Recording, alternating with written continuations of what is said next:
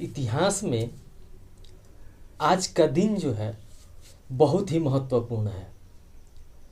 हिमालय पर्वत के बारे में हम सब ने सुना है, जाना है और बड़ी उत्सुकता भी रहती है जानने की। सबसे ऊंची पर्वत चोटी माउंट एवरेस्ट फतह करने और फतह कर इतिहास रचने वाले को दुनिया जो है यह 4 दिन बाद जान पाई है। माउंट एवरेस्ट के शिखर को छूने की गाथा आज ही के दिन 29 मई 1953 में एडमंड हिलेरी और तेनजिंग नार्गो माउंट एवरेस्ट की चोटी पर पहुंचकर परचम लहराया था।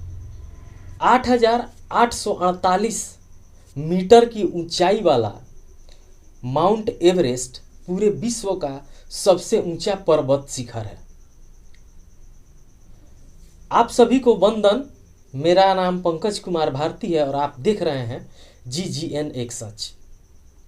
मैं आज के इतिहास के बारे में थोड़ा बहुत चर्चा करने जा रहा हूं और आप सबों को बताने जा रहा हूं। अगर यह वीडियो अच्छा लगे तो इसको शेयर कीजिएगा और वीडियो को हमारे चैनल को सब्सक्राइब कर और फेसबुक पे फॉलो कर और हमें अपना राय और अपना सुझाव अवश्य भेजिएगा।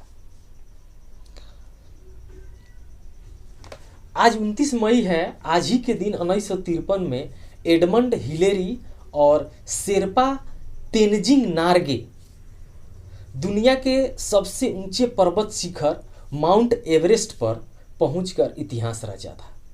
एडमंड हिलेरी न्यूजीलैंड और नेपाल के तेनजिंग ने 29 मई 1953 में 11:30 पर दिन में शिखर पर पहुंचे थे।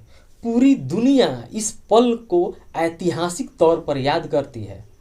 आज खास बात यह है कि यह खबर लोगों को यानी दुनिया को खबर मिलने में 4 दिन यानी 2 जून 1953 को मिली थी। यह जो खबर थी यह 4 दिन बाद दुनिया को मालूम हुई थी। माउंट एवरेस्ट हिमालय जो है वो पर्वत श्रृंखला का एक पर्वत है जो नेपाल और तिब्बत के बीच में स्थित है। पूर्व में कई लोग कोशिश किए पर असफल रहे। 8,848 यानी 29.32 हजार फीट ऊंचा माउंट एवरेस्ट हिमालय की सबसे ऊंची चोटी है। बेहद सर्द मौसम, सीधी चढ़ाई और बर्फीले तूफान की वजह से काफ़ी प्रयासों के बाद हिलेरी और नार्गे से पहले इस चोटी पर कोई भी नहीं पहुंच पाया।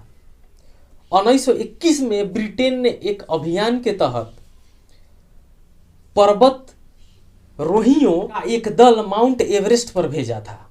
दल अपने मिशन पर था लेकिन भयानक बर्फीले तूफान दल का रास्ता रोक दिया और दल वापस अपना मिशन छोड़कर लौट आया। इस दल में शामिल जॉर्ज ले मेलरी ने चोटी तक पहुंचने का आसान रास्ता देख लिया था। जो इस मिशन में ही वो व्यक्ति शामिल था जिसका नाम था जॉर्ज ले मेलरी, वह वापस तो आ गए लेकिन उस चोटी तक जाने का आसान रास्ता खोज लिया था। अगले साल मेलरी ने एवरेस्ट फतह करने फिर निकल पड़े और 27,000 फीट ऊंचाई पर पहुंच गए, लेकिन इस बार भी मौसम साथ नहीं दिया। इस तरह एवरेस्ट फतह की कोशिश चलती रही। 1952 में तेनजिंग नार्गे 28,210 की ऊंचाई पर पहुंच गए, लेकिन माउंट एवरेस्ट की चोटी अभी भी उनके पहुंच से दूर रही। 1953 में ब्रिटेन ने कर्नल जॉन हैट की अगुवाई में एक दल को माउंट एवरेस्ट पर भेजने की तैयारी की। तेनजिंग और हिलेरी भी इस दल का हिस्सा बने और पूरी तैयारी के साथ एवरेस्ट फतह करने भेजा गया। अप्रैल 1953 में दल जो है चढ़ाई शुरू की और यह दल 26,000 फीट की ऊंचाई तक पहुंच चुका था और आगे का रास्ता भी बहुत कठिन था। 26 मई को दल के 2 लोग चार्ल्स इवांस और टॉम बॉडलिंग ने आखिरी चढ़ाई शुरू की। चोटी से करीब 300 फीट की दूरी पर ऑक्सीजन मास्क में खराबी आने की वजह से यह दोनों व्यक्ति वापस लौट पड़े। 28 मई को एडमंड हिलेरी और तेनजिंग नार्गे ने चढ़ाई शुरू की।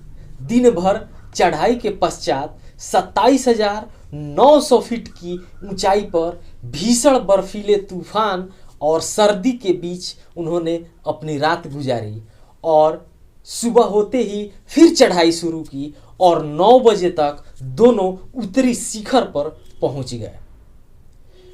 इन दोनों और माउंट एवरेस्ट के बीच, जो ये दोनों व्यक्ति थे, इन दोनों के बीच और माउंट एवरेस्ट के बीच, यानी जो दो व्यक्ति हैं और माउंट एवरेस्ट है, इन दोनों के बीच की दूरी लगभग 40 फीट की रह गई थी।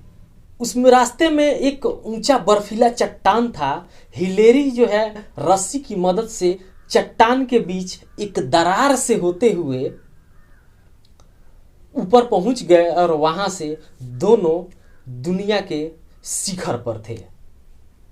आपको यह जानकर कैसी लगी हमें कमेंट करके अवश्य अपना सुझाव दीजिएगा और देखते रहिए गांव गली न्यूज एक सच। हम आपके लिए ऐसी ऐसी जानकारियां और इतिहास की बातों को साझा करूंगा।